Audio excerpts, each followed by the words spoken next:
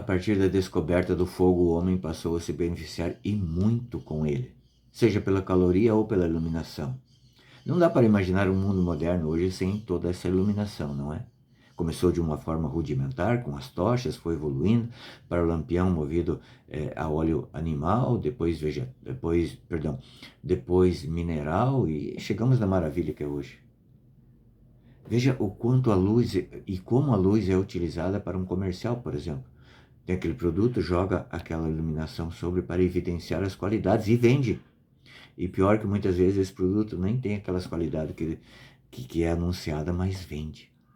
Com Jesus o caminho é inverso. Na transfiguração de Jesus, em Lucas 9:28, nós vamos ver que Jesus se transfigura. E a gente pensa que esse é o milagre da transfiguração. Não, o milagre é Jesus não estar o tempo todo com toda aquela luz, porque aquela luz era natural dele. Mas ele gosta que nós o procuremos. É necessário que nós nos esforcemos para procurá-lo. Então ele convida Pedro, Tiago e João para subir lá, e lá os três dormem, né? Isso não é muito incomum nos dias de hoje, a gente dormir na oração também. E lá eles dormem quando acordam, então estão diante de toda aquela luminosidade, está lá Jesus falando com Moisés e Elias. Existia uma profecia na época que o Salvador, o Cristo, só viria depois que Moisés e Elias voltassem. Mas também aqui é providencial para que se mostre que Jesus é o Filho de Deus e que está em conformidade com esses profetas. E Jesus então aparece toda aquela glória diante dele, né? E lá falando com Moisés, com Elias, então Pedro, sem saber o que falar, fala: Senhor, é bom demais estar aqui. Permita que eu construa uma tenda aqui, 3 tendas. Jesus deve ter pensado assim: ah, Pedro, a tenda que tu tem que construir é outra. É a tenda da igreja. E de fato, Pedro é o construtor, digamos assim, o encarregado de construir a grande tenda da igreja. Né? A tenda de Jesus, que Jesus quis, né, passar para ele. Moisés mesmo estava extasiado ali diante de tamanha glória, ele não sabia nem o que pensar. Imagina toda aquela glória. Mas é interessante, nós vemos que Jesus só mostra a sua glória depois que ensinou o caminho da cruz. O mundo hoje quer nos convencer de que não precisa passar pela cruz. Já pode ir, direto pela glória. Não tem outro caminho. Tem que passar pela cruz. E é por isso que Jesus, aqui, ele é didático. A partir do momento que ele ensina que tem que passar pela cruz, ele ensina que ele tem o poder sobre o seu corpo de andar sobre as águas, de multiplicar os pães. Ele ensina, ele mostra a sua glória para os seus apóstolos, para que esses também não desanimem no tempo da aprovação, que é no tempo que ele vai ser tirado deles, né? No tempo do Calvário.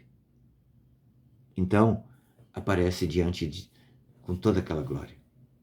Sabe, aqui nós vemos a importância da tenda.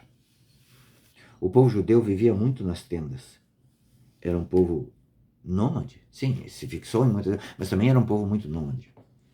Saiu da sua terra, foi para o Egito, saiu do Egito, ficou 40 anos no deserto, para depois entrar na terra prometida. A importância das tendas. Primeiro, a tenda, é importante notar que a tenda é passageira. Às vezes nós queremos construir um castelo enorme, bonito. É passageiro. A nossa vida aqui é uma tenda, é passageira, é um pano, é uma lona. Eu estive no cemitério ontem, para rezar lá pela alma dos mortos e do meu pai que está lá enterrado. E eu fiquei olhando aqueles jazigos, coisa mais linda. Não estou criticando. Mas é um paradoxo aqui. Sim, tudo bem que você queira honrar os teus falecidos. Mas de nada adianta toda aquela maravilha, todo aquele jazigo construído, porque tudo isso vai desaparecer. A tenda que nós temos que construir é a nossa alma no coração de Jesus. E para construir essa tenda, nós temos que construir uma tenda na nossa casa. A nossa casa é uma tenda, mas dentro da nossa casa tem que ter um cômodo para você construir essa tenda da intimidade com Jesus, como eu estou fazendo agora aqui. Esse estudo da palavra, essa aproximação, essa oração de intimidade, essa é a tenda para que nós vejamos Jesus glorioso todos os dias. Porque Jesus não é propaganda. Jesus é a notícia. Jesus não precisa de uma luz externa. Veja, Moisés, quando estava lá com Deus conversando, quando ele voltou da montanha, a face dele estava tão irradiante de luz que ele tinha que pôr um véu sobre o rosto. As pessoas não conseguiam olhar para ele. Mas essa luz não era de Moisés, era de Deus. Mas Jesus não. Jesus tem a sua própria luz. Jesus não apareceu na sua forma real da divindade, né, no meio dos apóstolos, porque eles não suportariam tamanha luz. Porque a luz